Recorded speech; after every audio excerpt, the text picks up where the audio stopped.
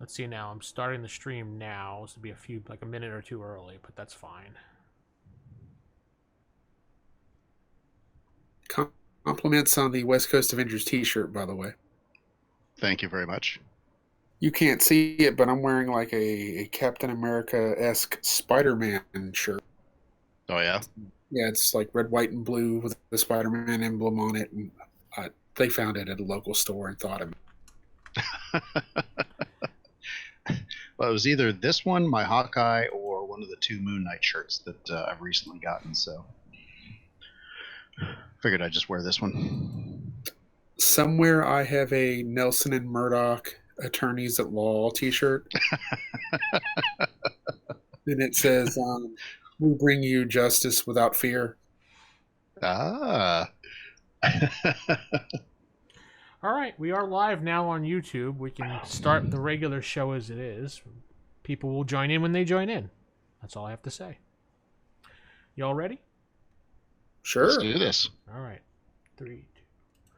Welcome to the Classic Faserip Podcast. They're in number 16. I'm Vince, and I'm with Keith. Hello. And special guest, Steve Jolly. Hey, everybody. We're live with another show. We're on YouTube, and we're recording it for those that just like to listen to audio only. So if you want to see some of the things we're talking about, you have to head over to the YouTube channel, youtube.com/c/theevildm, and you can see all the pictures that we will be referencing and a sneak peek at all the little project pieces that we have in store for you, as this week we'll be talking about the projects that have dropped in the unofficial Canon Project community, as well as we'll talk a little about the future of the MCU at the end, just our general thoughts about what's going to happen and what's, nothing spoiler-ish, whatever-ish. That's the right word? I don't even know if that's a word. You get a quarter every time someone uses it. Anyway, so Steve, we're going to start with you since we're going to put you right on the spot. Right in front spotlight here.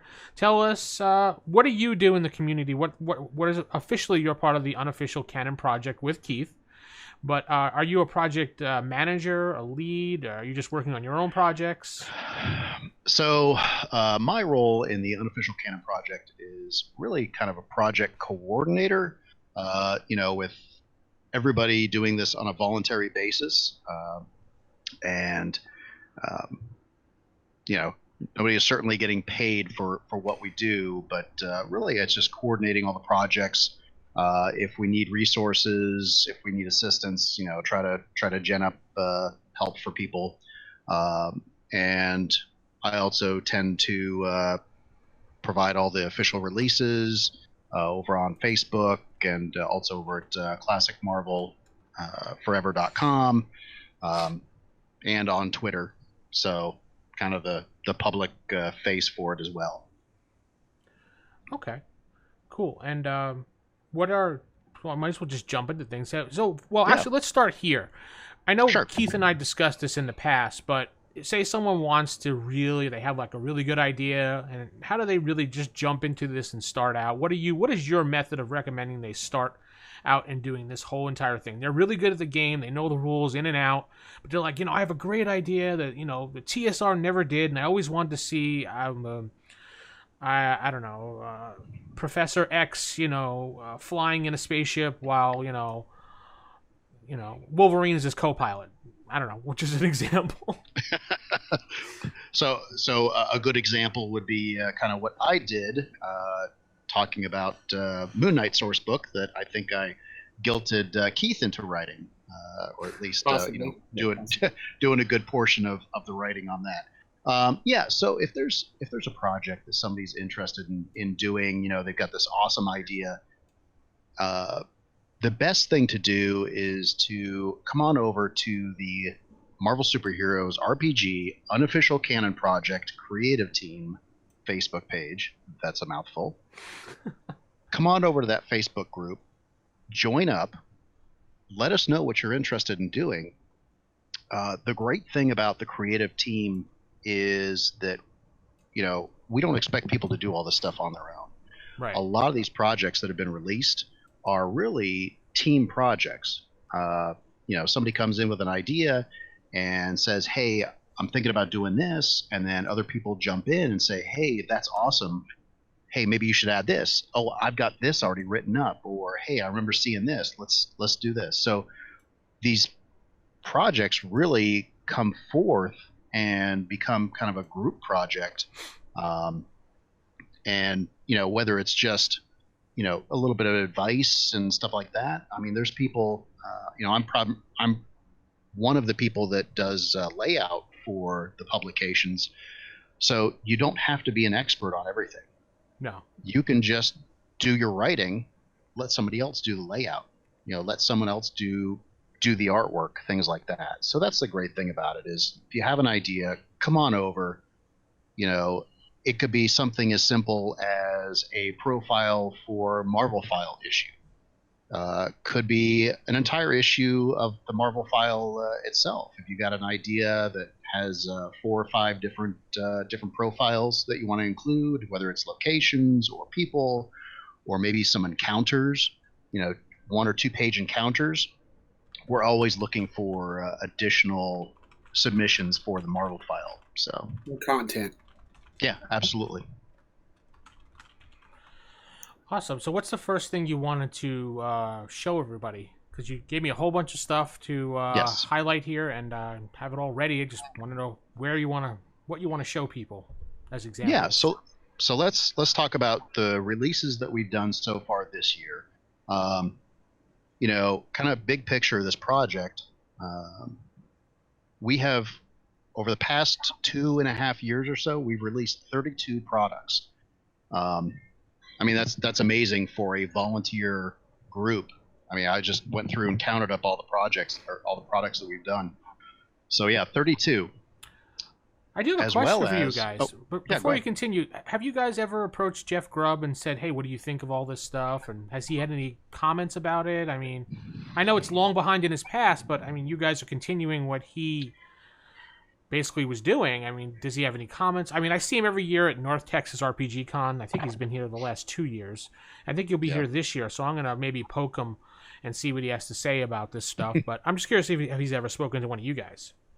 Not to myself or George. I know we've got Stephen Shend on the Unofficial Canon Project page, and Keith, do you know the other person that was part of the original TSR group?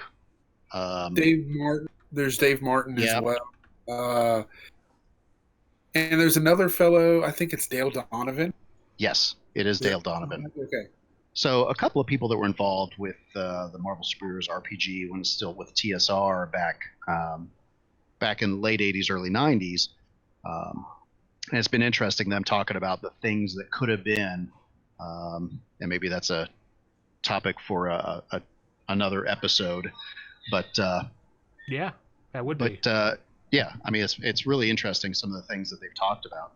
But they've talked about, looking at some, they're excited by the stuff that we've been producing. So I can't say, I don't know what Jeff Grubb thinks about it, or, if he's seen any of the stuff, but I know some of the other people that were involved with it back at TSR have been really impressed by all the stuff that we've been doing. So. Well, I'm going to North Texas RPG Con this upcoming weekend, next weekend, I should say, June 7th, 8th, 9th, around there. And I know a lot of TSR alumni are there, as well as I'm pretty sure Jeff should be there. So I'm going to try to poke him and say, hey, Jeff, what do you think? Just to, maybe he's not even aware of this going on. I think it'd be cool to get his input on all this. Oh, yeah, that'd be neat. As a matter of fact, Stephen Shand is really kind of...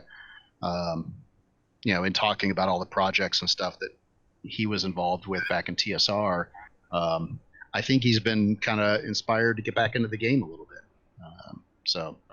Whether it's on just the playing side or maybe, writing and stuff like that, I don't know. We'll see. Excellent. Well, I mean, we'll find out what happens anyway. It'd be cool to get him on the show just to get his commentary on things, get people to hear some of the stuff that you guys have spoken about, just projects and things like that. So yeah absolutely. Back on track though, but what were you going to say before I rudely interrupted you with all that?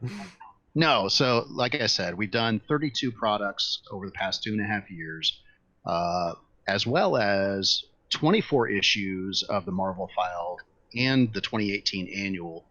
So I mean, the amount of material that we produced is really interesting. I enjoy it, and the products that we've released the most recent includes Keith's Marvel Western Sourcebook, Mighty Marvel Western Sourcebook, I should say, which is a fantastic book if you wanted to, explore the West Coast Avengers going back in time to the Old West, kind of re-explore that, or one of the really cool ideas that one of the members, Tom, one of the members of the Canon Project, put forth is, what if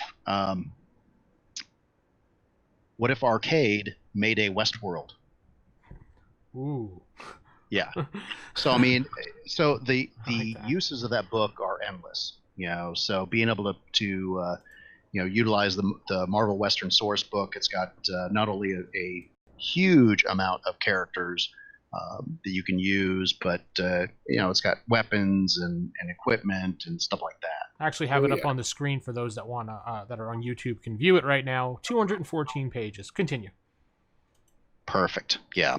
So there's that one. Kind of another one of Keith's projects. He's been very productive recently. He did the Power Pack source book, which I don't remember the page count. It's not huge. It's like 40-something pages. 52. But it really tracks the kids, the Power kids, from inception, when they gain their powers, all the way to present time, as well as has stats for the Snarks, the Chimelians, all sorts of different characters, bad guys from the Power Pack series, things like that.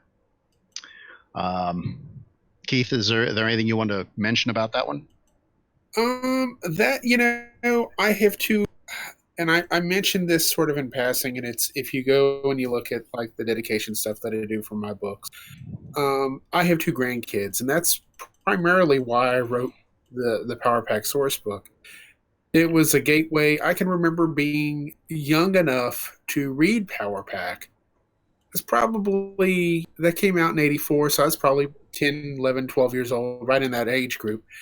And I can remember thinking, and it was, I think, at least for me, I was on the cusp of becoming a teenager, and it was almost too little kid, but at the same time, it was just Marvel enough that I could deal with it.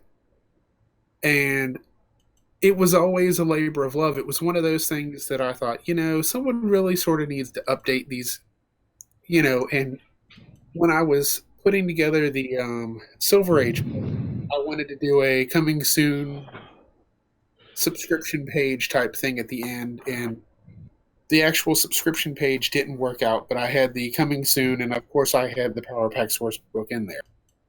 And so that was sort of, I figured if I was going to put it out there, I might as well at least do it. And thank God it didn't turn out to be another one of these 200-page source books that was would have been too much for me. That would be impressive if it was to find that much material just from the Power Pack series. But who did the layout on this Power Pack? Was that you, Steve? Yeah, that was me. Oh, excellent, excellent. Did you do this in Publisher or? Actually, Microsoft Word. I do all of my layout work in Microsoft Word. You did this in Word? This looks really good for Word. I don't mean to put down on Word, but usually Word is such a pain in the ass to deal with. That. Nice job. I've grown accustomed to using Microsoft Word. Putting not to get into the behind the curtain layout stuff, but putting column and page breaks and picture placement and things like that. I've learned how to manipulate Word to do what I need it to do most of the time. Well, and I'll just say this: Steve made that look like magic. I mean, he really did. And anything that Steve has done layout for, and Steve has very patiently done all the layout for, I think, everything I've done except for maybe the Golden Age book. I think I did the first round on that, and I think you went through and finished up the second round. Mm-hmm. And, it would just not look the same without Steve's hard work and dedication to it. I mean, I can't say enough nice things about Steve.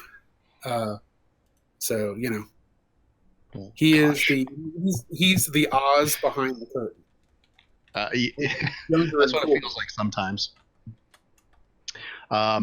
So another product that we have released this year is actually kind of a re-release, a repackaging of an old adventure that was initially released in Imagine magazine back in the 80s. I think it was like 1986 when it was released. So I don't think this got a lot of exposure over here in the States, especially for people that are getting into it now. It's Kiss of Death by Paul Cockburn. Yep. So that's actually basically a repackaging of that adventure that showed up in the magazine. And what I did is I just took the material, put it into the format of one of the classic Marvel Adventures series, so the MH series of adventures, right? And yeah, just had fun with it. So playing around with the pictures and things like that. So so that's another one. We also have released kind of the flagship product that we have been working on for a long time. And this really is kind of without a doubt, a creative team product, which is the Gamer's Handbook of the Marvel Universe Deluxe Edition, Volume 1. This was George Henson's brainchild. At first we were thinking, what would the 1993 Gamer's Handbook of the Marvel Universe look like? Yeah, we bantered back and forth about that and talked about what would that include. Is it worth pursuing developing that material and stuff like that? And we just realized, what, let's just start from scratch. Let's just take the hardcover volumes of the official Handbook of the Marvel Universe that came back out in, I think, 2010 or 2011, and use that as the framework for what we're going to include in these gamer handbooks. So this included, I think, probably 6 or 7, maybe even 8 different people working on different profiles. We basically choose different profiles to work on. We submit it, and then Chris Tyner, I did not envy him at all for doing the layout on this thing. This was huge project for him to do the layout on.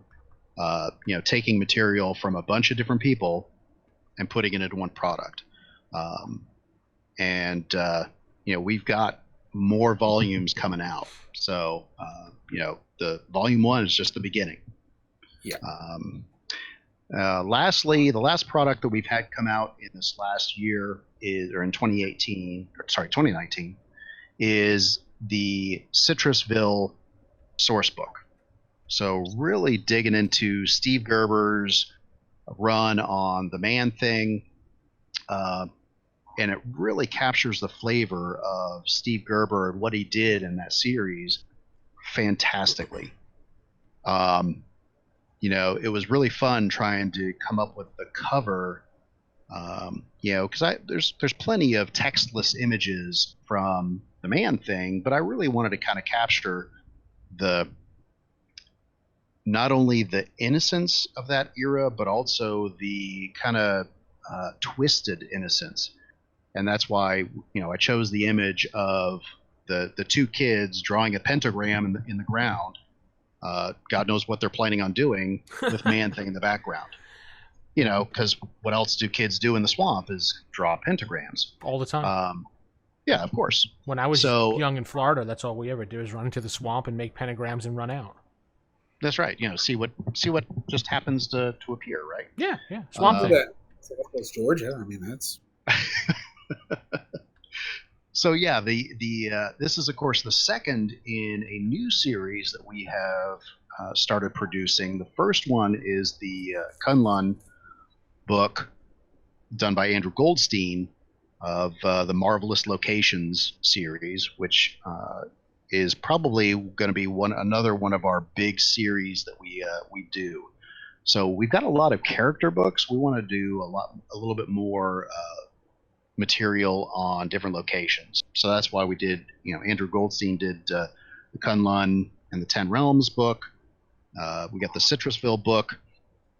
And to kind of jump right into the stuff that we've got upcoming, some of the other locations books that we've got coming up is Andrew Goldstein's Atlantis book.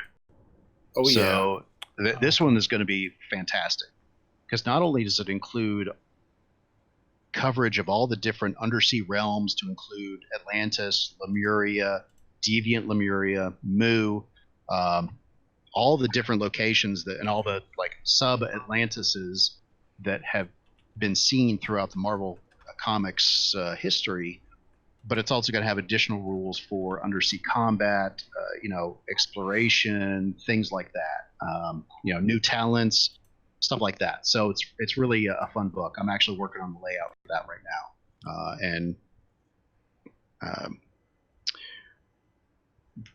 so I don't know if you want to show a preview. I send over a preview of the kind of the internal layout of that. Oh, yeah, the Impervious Rex one. Hold on a second. Yeah. Here, let me just pull that one up. I have the cover up right now just so people can look at that while you were talking, because it's a beautiful cover. Oh, yeah. Just change it back. Get that up. I did have a question while I'm pulling that up from our people in our live chat. From Big G. He wants to know, have you guys ever thought about updating some of the supplements based on the Disney Marvel media, either the movies or the TV shows? Actually, so we try to keep the material to the comics. However, I will add, if you look back through some of the Marvel File issues, you will see we kind of deviated a little bit from that. We've just a little bit. So we've got the 1970s Marvel Cinematic Universe, which included the Hulk TV series, Daredevil TV series. Well, I'll say TV series, but his appearance in one of the Hulk movies, right? Mm-hmm. Yeah. The Spider-Man live action TV series, which of course we kind of go off of the Marvel fandom to figure out if there's an Earth designation for them, then yeah, we can cover them. Have we approached the Marvel Cinematic Universe at all? We haven't. I think just because it changes so rapidly and there's just a lot of stuff. I will say, if you're looking for maybe just a primer, Ben Reilly over on angelfire.com, he's got a lot of character profiles from the Marvel Cinematic Universe already done. Not to the extent of a full gamer's handbook profile, but it's got the stats, the powers, things like that. So if you want, you can kind of go check that out, and that'll at least get you started. So to answer your question, yes, we've considered it, just hasn't been done yet. However, we're always looking for volunteers. And I'm sure Ben wouldn't mind if you pulled his material and made it into a book, as long as you gave him the proper credit for it. And actually, I'm looking at the chat here. Jeremy, I think if you take a look, I think Miss Lion, I think her stats is in one of the Marvel File issues that had Spider-Man and His Amazing Friends issue. I think that's 6. Because I think I did that one, and then I turned around and 6 issues later did the 1970s stuff. Yep. Yeah, you are absolutely right. It is Marvel File issue 6. So Jeremy, go check out issue 6.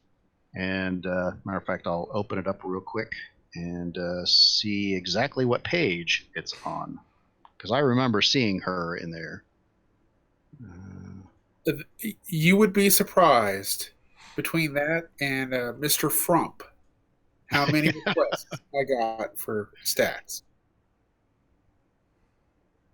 All right, hang on. He wants a box set. Jeremy says, I want a box set. Well, Jeremy, there's not enough time of the day, sir. Thank you for your interest. So, Jeremy, it's on Miss Lyon's stats are actually on page 8 of issue 6 of the Marvel File. So there we go. So good job, Keith. Thank you. How much of the Impervious Rex do you want me to show, or whatever's here is fine to show on here? You can flip through the pages just to kind of give them a sneak preview of the stuff that's there. Okay. So that's just chapter 1, kind of talking about the undersea exploration and some new talents and things like that. So while you're pulling that up, we'll talk about a couple other things that are coming out that I don't think you've got any previews for. But so another locations book that we've got coming out is a book that I'm actually doing as soon as I can take a break from all the layout work that I'm doing, is a book on Madripoor. So we're going to really expand the material that was presented in some of the X-Men box sets. Really utilize some of the resources online to, cover all the different locations there in Madripoor, talk about the island, and some of the other characters that haven't made an appearance in the game yet. So we'll be doing stats on those. Another book is actually going to be an expansion of my New Orleans chapter from the Gulf Coast Avengers book that I did way back before the Unofficial Canon project came about back in 2013. So we're going to expand the New Orleans chapter into a full-fledged book for the location series. And kind of another book in the location series that George Henson is working on is Daredevil's Guide to Hell's Kitchen, which is really going to expand the material that was seen in the Deluxe City source book and their Deluxe City campaign guide, really expand out all the stuff that's been seen in Hell's Kitchen, and also talk a little bit more about street level campaign, kind of expanding the material there, provide some additional ideas and stuff for street level campaigns. I'm really looking. What, Keith? I said I'm really looking forward to that one. Yeah, so that's been a project kind of long in the making. It's had a couple of starts and stops. George worked on it for a while, and then I think work on the deluxe edition of the Marvel Universe, Gamer's Handbook of the Marvel Universe, kind of took over a little bit. He was kind of heading that up, but he's dove back into it and is actively working on it right now. So I'm excited about that one too. That's going to be a fun project to work on. So that covers all the location books that we've got coming out. Let's talk about all the other products that we've got being actively worked on right now. Okay. So, as mentioned previously, one of the projects we've got coming up is the Moon Knight source book that I guilted Keith into writing. Yeah, I know. You're easy. I came up with a cover concept and just said, hey, wouldn't this be awesome, right? I love Moon Knight. He's a really just kind of an interesting character to really dive into. And so somehow that guilted Keith into doing it. I think he just thought it sounded interesting. So, but no, he's already done his part. I've just got to find the time to write up the profiles that I've got to do, which is some of the more recent Moon Knight stuff, including the Sun King and things like that from the most recent series, and then put it all together. So that one won't be too difficult. It'll probably be about another 45 to 50 page source book. Wow. But it'll be fun. I think it's fun just diving into the different weapons and equipment, kind of very Batman-esque, all his different tools and things like that. So we've also talked about a little bit before about the Sentinel Survival Guide, which is a project that one of our members is developing. And it's really an expansion on the MX series of adventures from back in the TSR days. And what it is it's basically a campaign source book for judges to use to help really, if he wants to run a campaign in the Nightmares of Future Past world, this is going to provide him plenty of ideas that he can either use or throw out, lots of different stuff for him to be able to utilize to run players through that realm, that universe. We've also got Louis Danhoff's Gamer's Handbook of the Marvel Universe, Deadpool Core coming out. So that's kind of a fun little book to cover a bunch of characters that have been seen in recent Deadpool series, including a very in-depth look at the Merc with the Mouth himself. So yeah, that one's I think 180 something pages, and he did all the work. I mean, it's fantastic, including the layout. So he did a fantastic job on that. That's pretty much right now in review phase. So that should be coming out pretty much any time now. Another project we've got coming up is Tom Plaza's Shield campaign box set, and I say box set with air quotes. He is coming up with a couple of different books to kind of cover an entire Shield campaign, and it covers stuff from Shield's inception all the way to now, different characters, equipment. I mean, all sorts of stuff. It's going to be huge. Yeah. We've got a book that I've been working on, which is really an expansion on a web product that came out a long time ago. So David Martin actually came up with this, and I think he pitched it to TSR. I don't think they bought off on it, and so he just released it out to the wild way back in the beginning days of the internet. And it was really just the aliens of the Marvel Universe. And so what I've done is kind of taken that, put it into a formal, MA series type book, and expanded it with a bunch of the alien races that have appeared since he created that. So we retitled it to Collector's Guide to the Universe. So it's going to be him talking about his collection, his menagerie of all the different alien races that he's got. And what that'll be useful for is for both judges to come up with alien races to go up against in either a galactic campaign, or even just an Earth level campaign. But also the fun thing is it provides the players, if they want to play a specific alien race, they can just utilize those stats that are provided as a basis for their character. So that'll be a fun product to finally release. We've got Volume 2 of Bring on the... So if you're looking for more villains to throw against your characters, against your players, this is going to be a product for you, our judges, for you to utilize to have more bad guys to go up against. And of course, last but not least, we got lots more future volumes of the Gamer's Handbook of the Marvel Universe Deluxe Edition.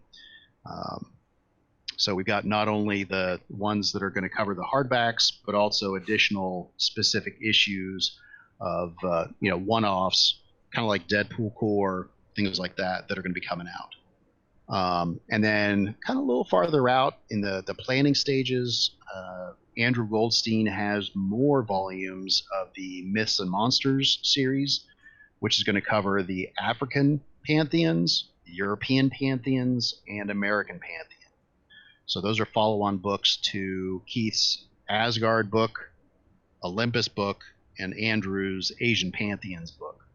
So lots more coming down the pike for the Marvel RPG. This is fantastic.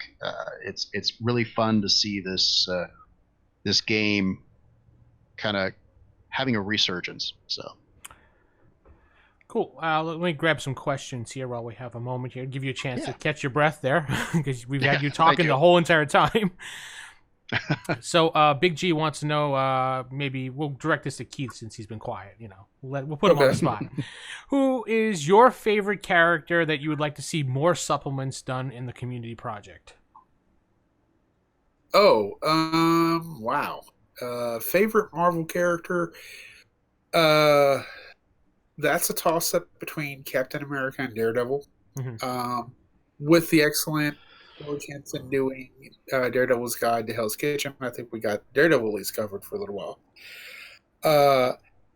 It would be cool to have somebody do a Captain America source book. And I don't know if you would. To me, there would be no way to make it as comprehensive as, say, the Golden Age source. Mm-hmm.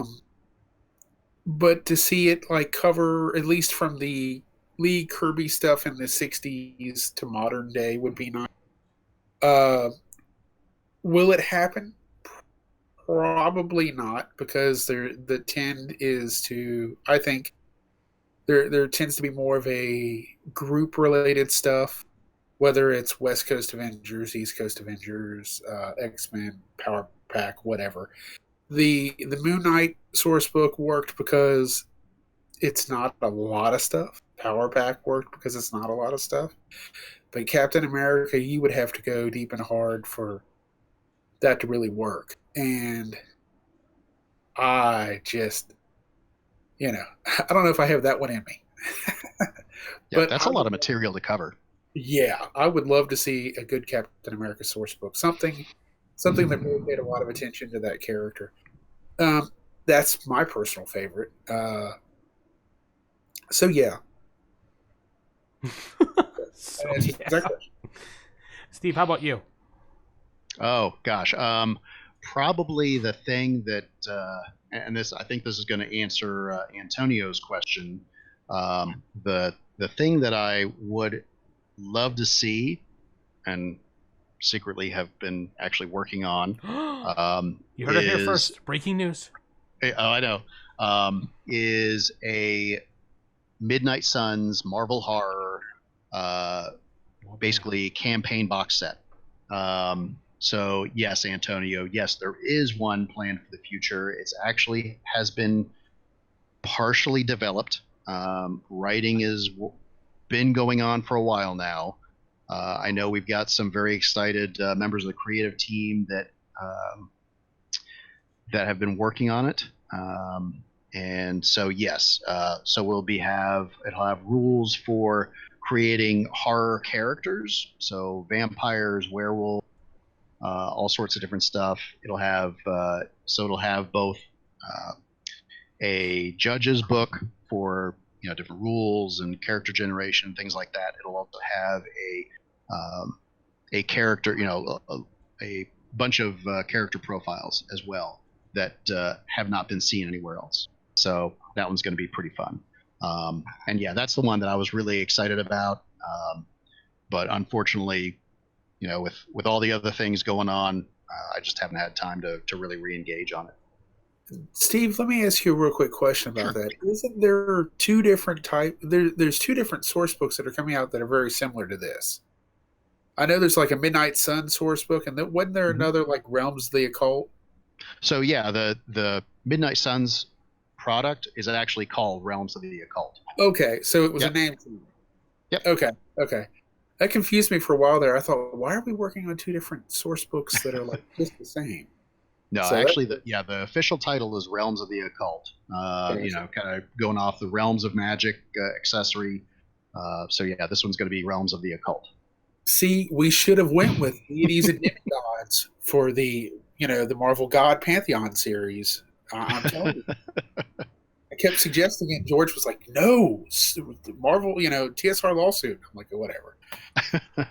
Legends in Law. Oh wait, never mind. Yeah, that name is taken too.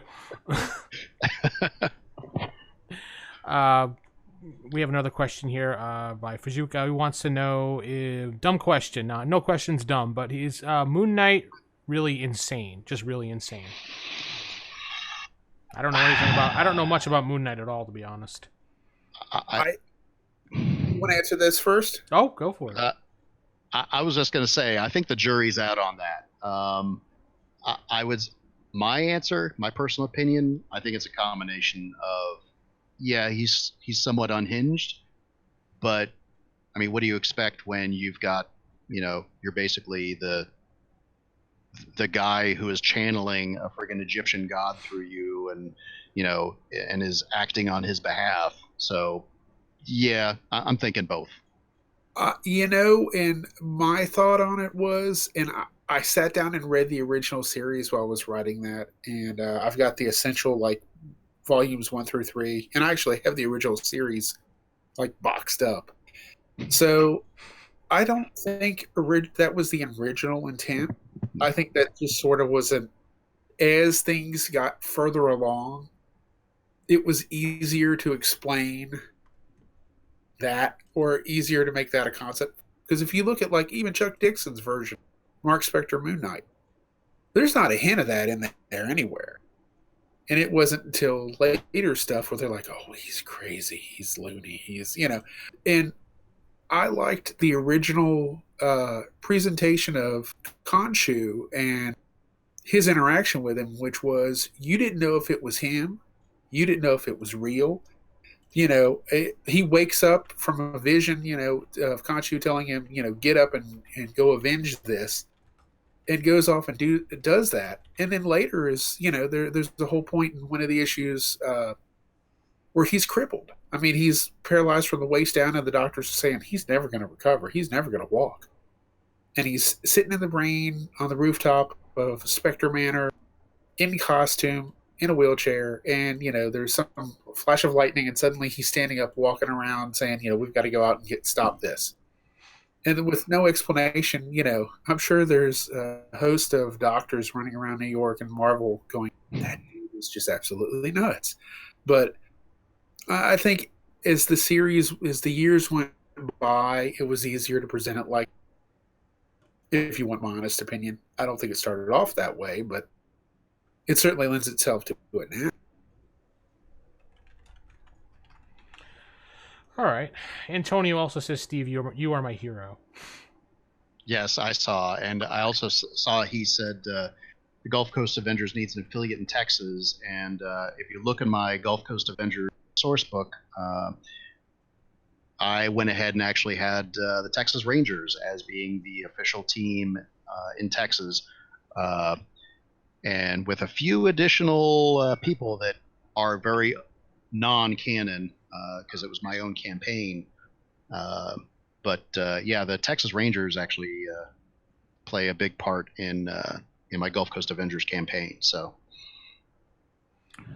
also we have a question where you can get original and old stuff of Moon Knight.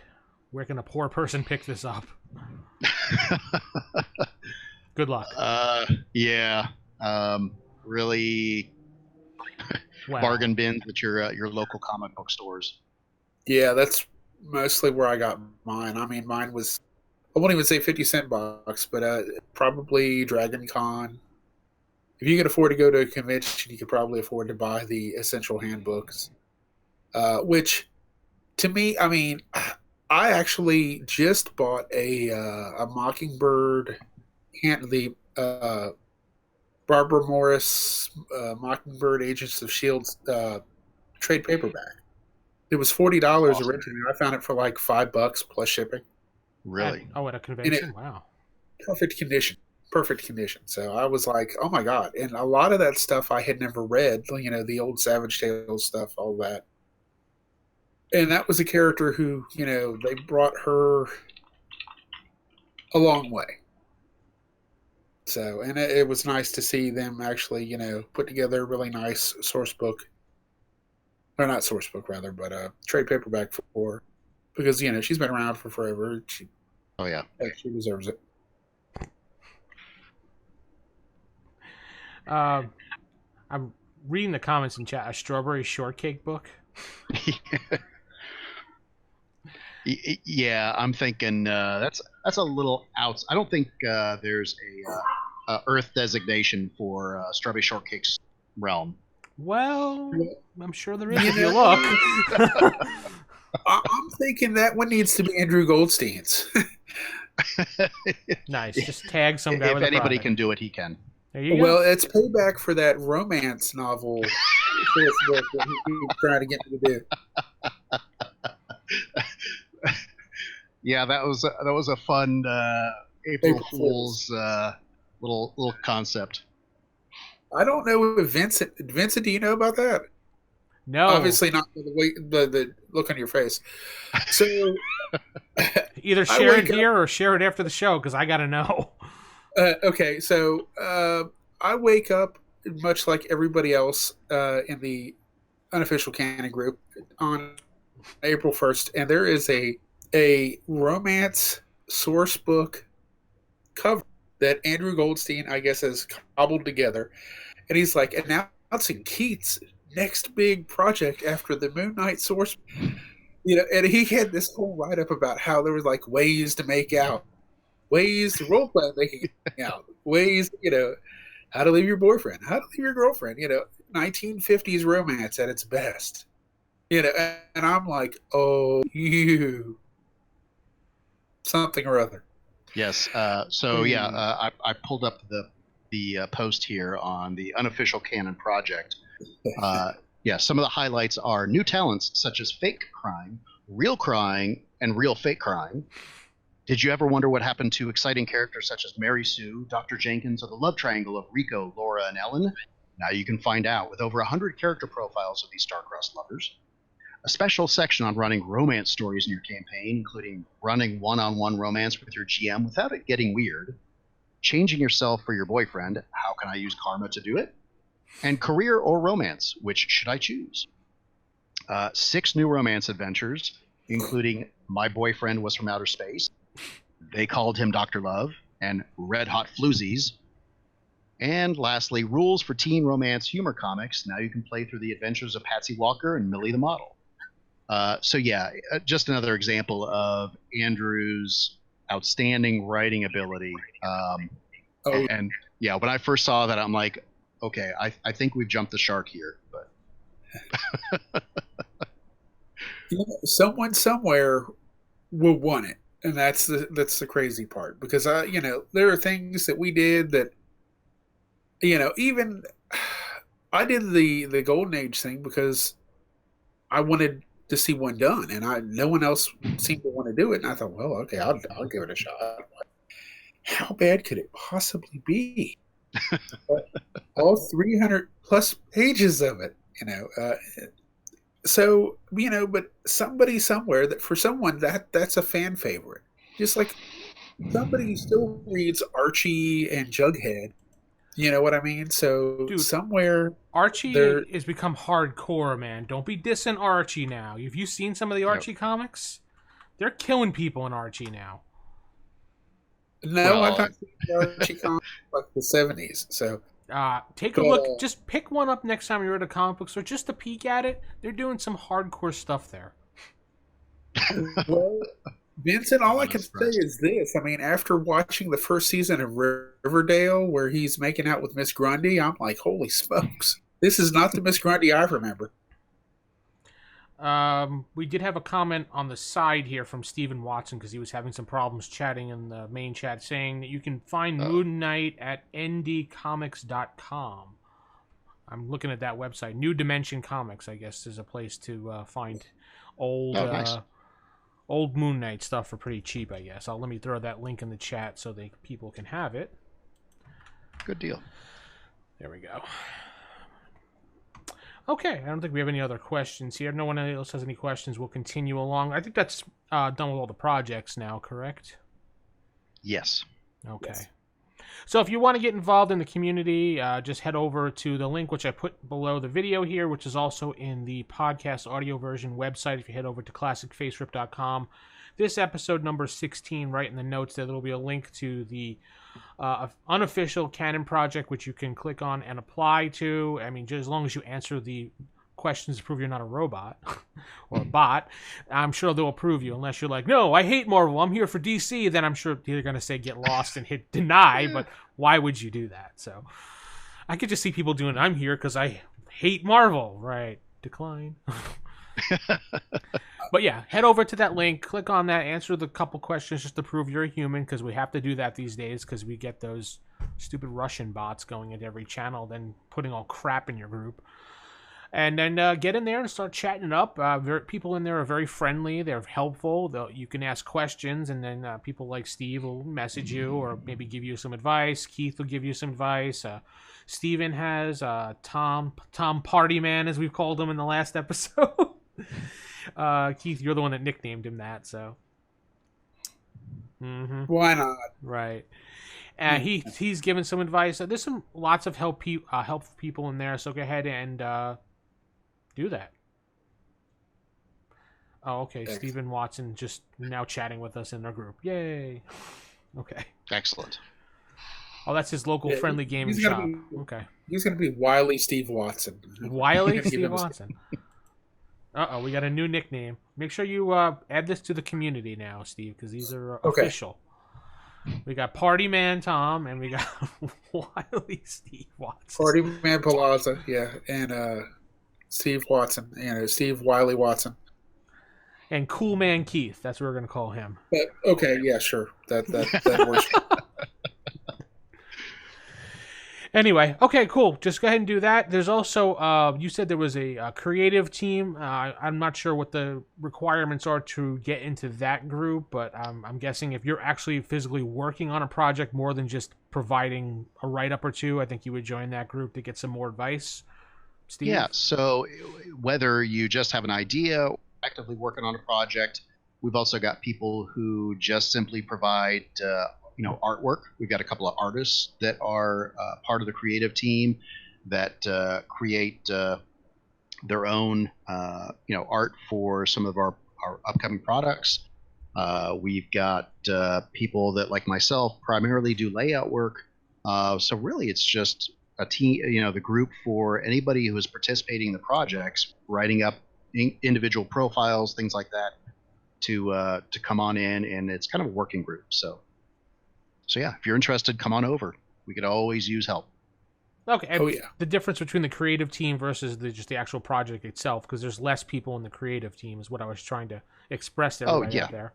Yeah, creative team is the behind the curtain stuff. All the work on the projects happens there, and then the unofficial canon project group is our public page. That's where we actually release all the final product and things like that. Yeah. Okay, cool. All right, so now that that's out of the way, we're going to talk a little bit about the future of the Marvel Cinematic Universe as far as where that's going. Not really any real spoilers. Try to avoid those in case you haven't seen Endgame or Captain Marvel or anything like that. So, are you guys looking forward to seeing the new Spider-Man movie coming out? Yes.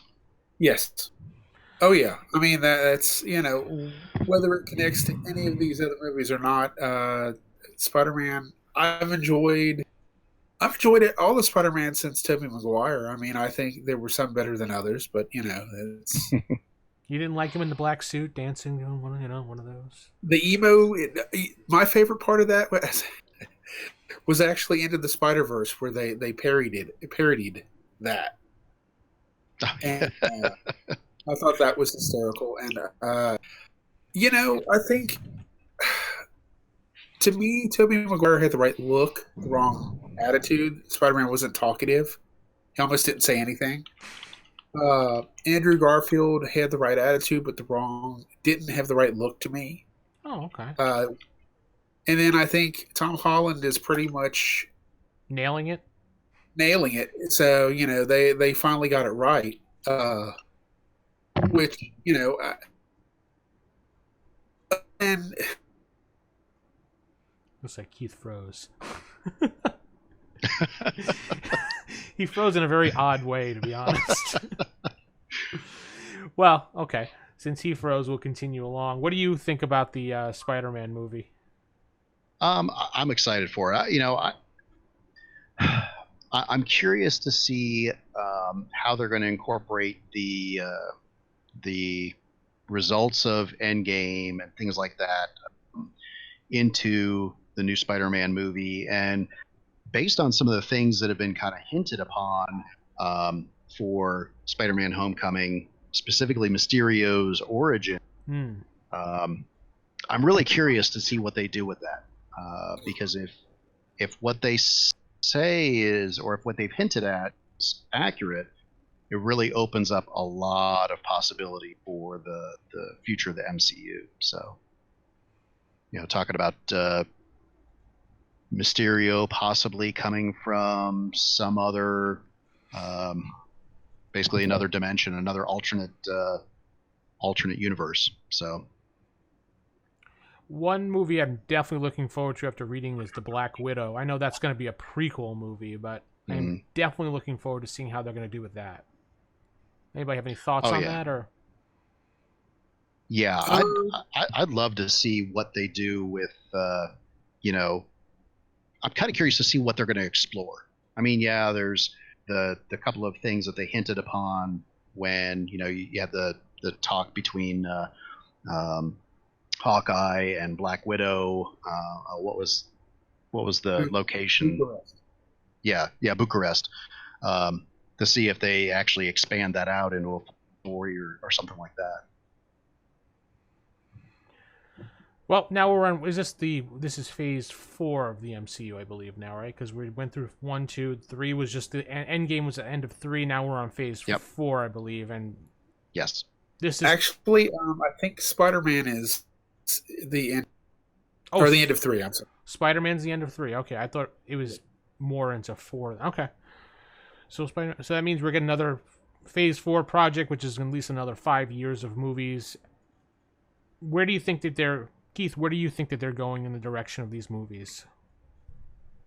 Well, judging by some of what we're hearing coming out, Eternals, more Spider-Man, Black Panther, another Captain Marvel. You know, I've got friends who are not hardcore comic book fans, but they love the movies, and they were really sort of taken aback by some of the choices that were made, whether it was how they left off, without getting into spoilers, how they left off with Captain America at the end of Endgame, and who the next group of Avengers might be. And some of the people just, you know, aren't really, you know, it's like, well, why can't we have Thor? Why can't we have Iron Man? Why can't? And it's like, guys, we had 10 years of Robert Downey Jr. as Iron Man. The guy wants to give it a rest. Yeah, I never thought we would have a year of Robert Downey Jr. as Iron Man. No, and you know, if you would have looked back and let's take it back to 20, let's say 2002. Okay, if you'd have told any of us, hey, in 6 small years, you're going to have a Robert Downey Jr. Iron Man movie, and it's going to be number 1 at the box office, and it's going to start a chain of movies, 22 movies that are going to establish Marvel Universe in the movies. We'd all probably laughed at it. It's like they can't get X-Men right. What makes you think that, you know, they can get Iron Man right? You know, heck, I would argue that the best movie up until the beginning of the cinematic Marvel Universe was Blade. Because it nailed it at every level. I mean, Blade was Blade. You know, other than the profanity that was in it, you know, other than not Whistler, I'm sorry, Deacon Frost not looking like Robert Shaw, you know, I mean, it was a pretty good adaptation of it. So, you know, but it's one of those things where Eternals could be good if it's done. Doctor Strange was good. It was enjoyable. I can't wait to see what they do with something else with that. Whether it's bringing in Clea or Namor or whatever.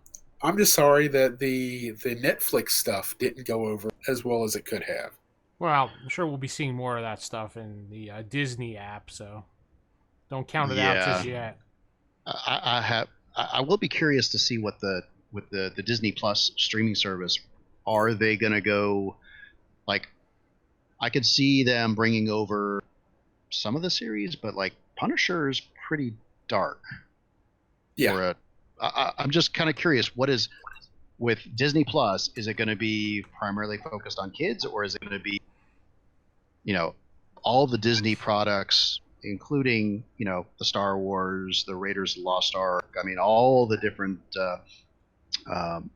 things that Disney and all its conglomerates own, which means it could be just another essentially Netflix or any other streaming service that just provides a bunch of content. So So I mean, it's going to include, the Vision Scarlet Witch series is coming up. The Falcon and Winter Soldier series is coming out. So there's a lot of stuff coming out. That looks like it's going to be really good too, based on what I've been reading. Oh yeah. So I would like to see, and I this is a funny story. I was actually telling my wife this. I said I bought on Vudu. I bought Captain Marvel. So I had my grandkids over the other day, and I said, "Hey guys, we're going to watch this movie." And I had mistakenly taken them to see Shazam, right? Not realizing that it is not a kids' movie.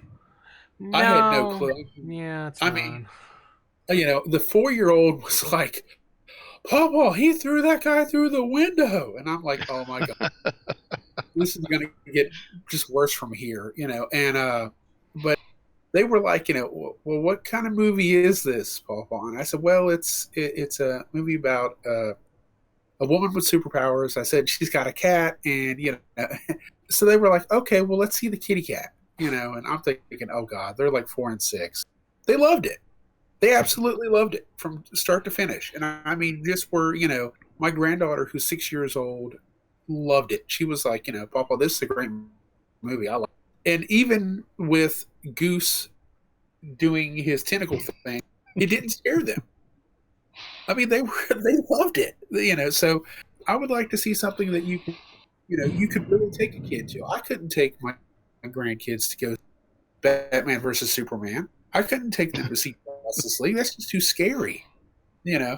So, and I'm not saying make it like kitty, but just stuff you could, a little more friendly, family friendly, that's what this stuff was all based on anyway.